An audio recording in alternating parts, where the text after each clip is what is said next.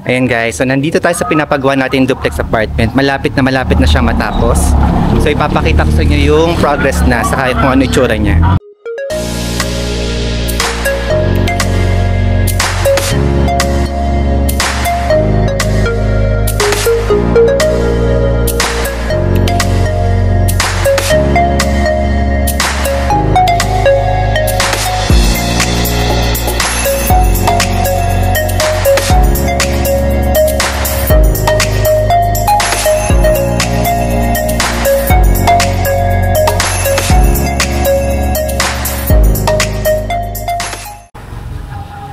Ayan guys, so ito yung unahan ng pinapagawa natin duplex apartment. So ayan, dalawa siya, 1, 2 duplex. Tingnan natin yung loob. So itong isa tapos na, itong isa nag-final ano na lang sila, touches dito.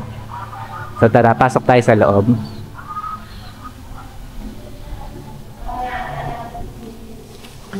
Ayan, so ito yung garahe niya.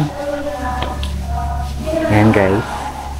So guys, kung hindi nyo pa pala napapanood yung first episode natin sa pagpapagawa, kung magkano magpagawa ng duplex apartment, pwede nyo panoodin yung first episode natin dito. So ito yung garahe. So kasya dito isang malaki sigurong van, saka ano pa, isang maliit na sasakyan. Kasi medyo spacious siya oh.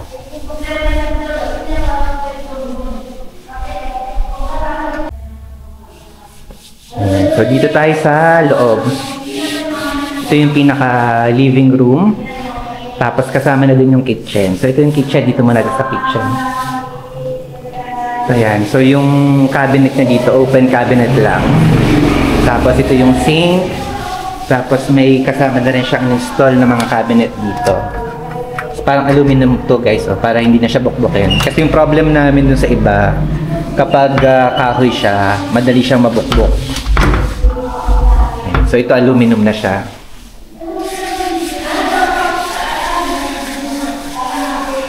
Tapos dito guys, may maliit na stock room.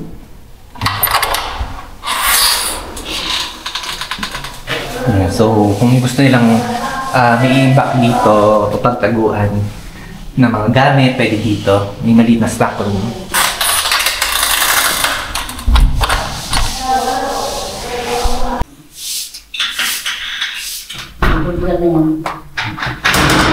Kasi ito open lang po ito, no, yung ano natin. Parang rack natin. May storage siya. Mga pali-pali sila. So dito na parang mismo yung parang sofa, tapos dito na rin yung pinaka-table ko, no. Mahangin naman. Masarap dito. Ano na galing ang hangin doon? Oo, dito. Masarap dito, no? Masarap bintana. Dito lang. Yan guys. Tapos ito na rin yung pinaka-living area niya. So, ito yung kitchen, tapos dito na rin yung living area. Tapos dito, dito guys, meron pa rin palang shelf dito sa taas na kasama. Tapos dito sa labas, medyo malaki pa rin yung dirty kitchen dito. So, may service area dito na dirty kitchen, saka kung pwedeng labahan, pwede dito. So yan, medyo malaki-laki pa to yung nasa labas. Kaya lang pag naman malakas ang ulan, hindi naman. Ay, oo. Kaya nga sabi ko sa inyo, doon kayo dito nagluluto. Oo. Hindi malakas ang ulan. Kasi, nagpipintura lang doon sa kabila, sa taas. So yung kabila po, ganto rin yung itsura ko, no? Kaya. Tinatapos pa lang. Pipinturahan ko yan. Ang kabila. Sila si Madani? Hindi si... Wala si Madani, kasi si Madani tapos ang palitada. Oo. Hindi naman nababasa ng ulan na rin may kulay na, may pinta ngayon. Hindi masyado. Wala. Yung malakas yun, yung pumasok doon. Kaya lang, wala pang plastic ngayon. Nalagyan ko ng plastic, kulang lang ng plastic. Wala lang ng plastic. Alin ang may plastic? Doon lang sa kabila. Yan, guys. So ito yung view ng ano natin, garahe natin. Tapos dito tayo, punta tayo sa CR. Wala pang ilaw. Pero yan guys, so medyo malawak din yung ano natin, yung CR natin. Yan.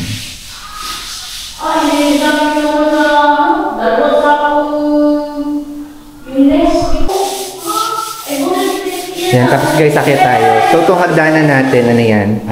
Tiles lang to, pero ang design niya parang kahoy.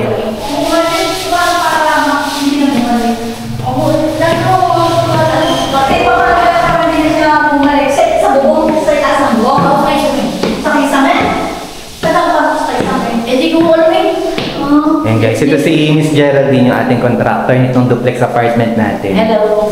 Yan, so ito daw yung ito yung master bedroom. Master. Oo, tapos na, may cabinet na, dati wala pa to, no? Nung last time na pumunta kami. Yan, so malaki yung space nitong ano natin. Halos ilang square meter itong ano natin, itong master bedroom. Mga 3 by 3, 50. 50 square meters po. 3 by 3, mga 5 by 3, 50. Mga gitna 10 something square. That is square meters. So ito yung cabinet. Ang cabinet ni Miss Geraldine na to, aluminum ba po ito? Para hindi na binubukbok na po. Ano, nilagyan mo lang ng sequel. Kaya nakabang po namin. Kasi ito matigit. Kaya pag natiklap, nilagyan mo ng sequel.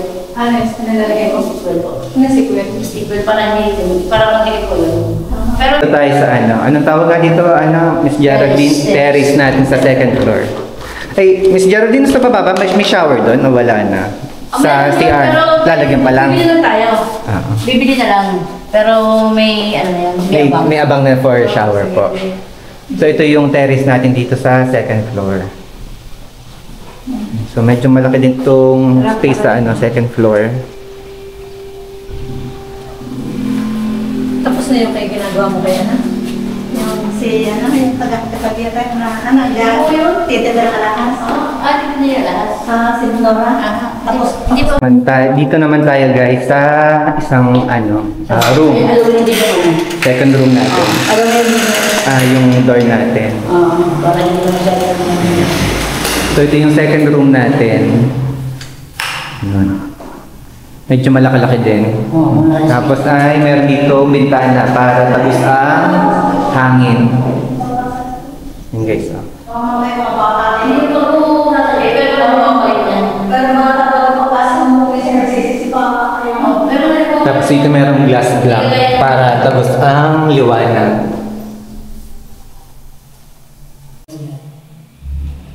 Okay, so punta naman tayo sa CR dito sa second floor.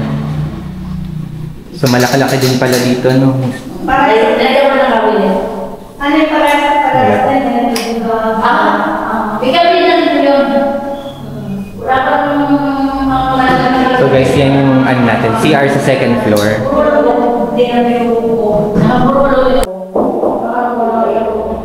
Ayan guys, so ito yung hagdanan natin.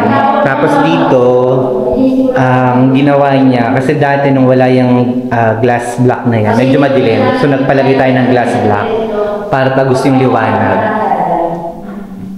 So yung liwanag niya, tagos dito sa liwanag dito sa second room natin para maaliwalas tingnan. Pero kung hindi mo siya, kunti na naman ang mga dyan pagka hindi mo siya mahirap po. Pero dito lang po kasi, ano yan eh, abot yung kamay mo. Dito, tsaka din sa terrace. Ay, yung grills po. Oo.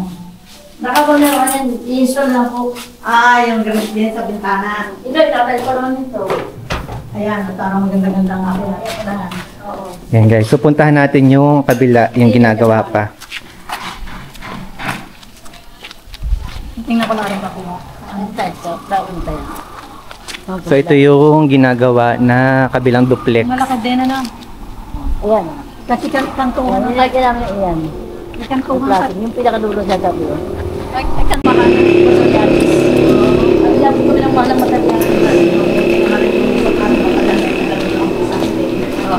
Ilabi ka sila ng mahal ng materials. Kaya, ay sabi ko, ito ang hirap pagka Inflation. At saka, mahirap po yung pagkakamag-anak. Bakit tama-tama ka? Ayan guys, so ito yung second unit natin. So ganun-ganun din yung tsura niya. Ito yung second unit natin. Tinatapos pa lang. Pero tapos na itaas nito yung pinaka... Tingnan lang din natin. Bagyan naman sa jar po eh. Oo. Kompleto na yan. Kasi wala pa rin tiles. Tiles sa tutong ka pala eh. Yung ganito po. Miss Geraldine, nasan yung abang dito ng ano po, ng pang sa shower? Ano, yan na. Yan sa gripo, pwede mo kakabit sa gripo. telephone shower. May isa side na dapat. Hindi, yun, telephone shower na. Telephone telephone shower. shower. Kaya ako ganyan din ah. Di doon yung kinakabit. Ikakabit lang dyan yung gate bulb. Tapos saka ano. Yung ano, yung bulb na no. Yung shower bulb pala, sa shower bulb pa pala doon. Dapat pala yung makabilat bago iwanan ng Gerald Philip. Saka, yung heater. Sila na po. Sila mag-heater. Ano ba ta? Dito ka rin. Di ba rin apat yan? Dalawa ano? Para, di ba ko rin na heater? Parang hindi pa pinisang ano dito. Anong pinta? Marami pang ano. Ako konti na lang. Hindi, yung may palinisan na. Dito.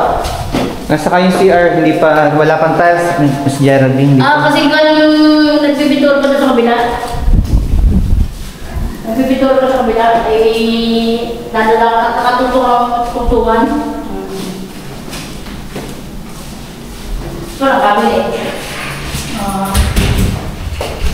Okay, so ito yung master bedroom dito sa second unit natin. Ilang ano na lang, na. Na kami ng napakanabangan na at ang baboy na. Sige, ito na mga nangyari. Ito na sige. Alam na yung pagkakaroon ng mga ganito ay magsisiyam ng wing. Tsaka may mga material dito ko dyan. Magpipinising touches ka pa na. Oo, konti na lang po ito. Oo. Konti na lang ito, isa lang lang. Isa na lang po rin na ito. Yan guys, so ito naman yung second room natin dito sa second unit. Uy, Gerald, tanong ko sa'yo. Yung binili nila noon na Oo. yung Magandang ano, problema ko yung mga pang ano, pag-lisan Mas mahal po yan, tita. ito, at least naman yung mga tagal. Hindi, Sabi ko kaya nga nag-iisip nga ng hindi, tinapit yung mga handal-handal namin doon yung pagkaan yung problema pa, nakabukang ka. Ganyan hindi na. Wala na po prumahin. Oo. Wala na po prumahin. Oo. Kahit na ano na, kaya mas pa. Baka sabihin naman yung tagal-tagal na, inan mo pa ang materyales. May konti pa dito ano, Storage ko. Oh, storage room pa din eh. Apo. Para kapag may mga stock sila. Oo nga.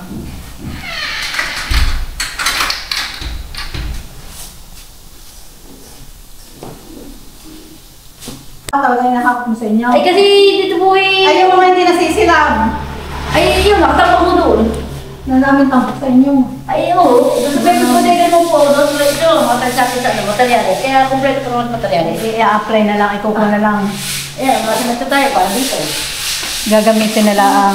So baka natin para sa grid dito. Yun yung ginibado sa kabila? Ang bulok na po. Oo nga, ano nga, uwi mo na yan. Hindi ko maintindihan. Tatapos Baka di yan, may naglalako na, no? Benta mo na, tingnan na. Yung pang merienda nyo. Ng may mga tao. Ay, sasabi-sabay na nga lang po. Oo, may naglalako, namimili na. Isesegregate lang mo namin. Oo. Para Bulok na kayo. mabulok po.